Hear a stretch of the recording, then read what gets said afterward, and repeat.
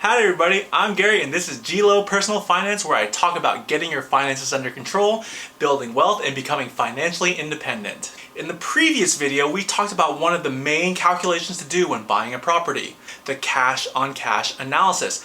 However, even though the cash-on-cash analysis is one of the driving factors for me, one of the secondary factors that adds to my return on investment is the amount of equity a tenant has paid on my behalf. Let's talk a little bit about what equity is. So here's a highly simplified way to think about equity. When I decide to purchase a rental home, I put 20% down. So if a house costs $100,000 and I put 20% down, I pay $20,000 and I essentially own 20% of the house and the bank owns 80% of the house. If I were to turn it around and sell that property the next day for $100,000, I would pay the bank back their $80,000 and I would keep $20,000, essentially breaking even. Now I know I'm going to get comments like, what about the real estate agent fees or the escrow fees or the title fees? I know there are tons of fees involved. I was just making a simple example. So how do you make money with the house equity?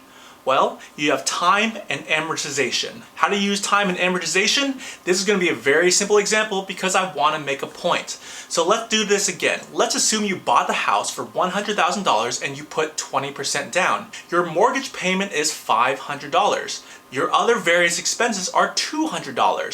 So you have a total of $700 in total expenses. Your tenant pays you $900 for rent. So right now you're getting pretty good cash flow of $200 per month. You then decide to sell your house 2 years later. So if you're keeping track, that's 24 months of getting $200 per month. So 2 years later, you've accumulated $4,800 of solid cash flow. And now here's where you had 2 years of pent-up equity from your tenant paying your mortgage. That $500 mortgage, part of that money is paying the interest to your bank, but another part of that money was paying down that $80,000 you owe to the bank. We can get into specifics on the amortization schedule, but that's a whole other video altogether. So let's follow along with the math. Over these 2 years, your tenant has paid off around $3,000 off of your loan. So essentially, after 2 years, you own 23% of the house, the bank owes 77% of the house. Also, typically a house appreciates in value, meaning the selling price of the house is no longer $100,000, it's now $104,000.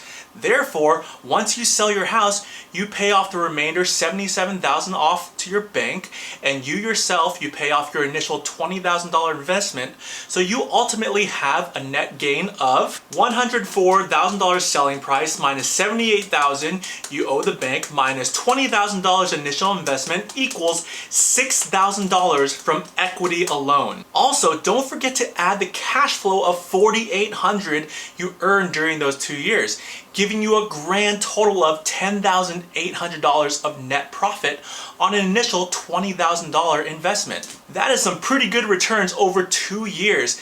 And as you hold the property longer, you at times have the opportunity to raise rent so you get more cash flow. You also get more equity faster because time in the amortization schedule and the appreciation over time. Running the numbers yourself is super helpful and for the most part fairly predictable. I mean, barring any act of God taking down your whole house in a tornado or a flood, but that's what insurance is for. Obviously, there are fees involved, which I like to budget around 12 to 15% off my net profits, so your mileage may vary. The only thing about equity is you don't get to see the equity until you sell the house, so cash flow is still king of the court for me. However, knowing the hidden gem of home equity and having your tenant pay your loan to increase equity is nothing to forget about, and should always be part of your calculation when considering an investment property. I hope you enjoyed my 2 videos in the series of home investment property calculations. Stay tuned for my next video where I talk about tax savings of owning a rental property. Remember, $100 made in a rental income is taxed differently than $100 made at your job.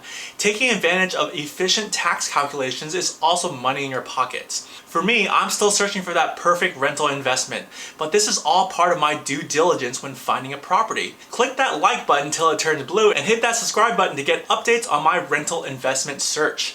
I hope y'all learned a lot, stay safe out there, and I'll see y'all next time.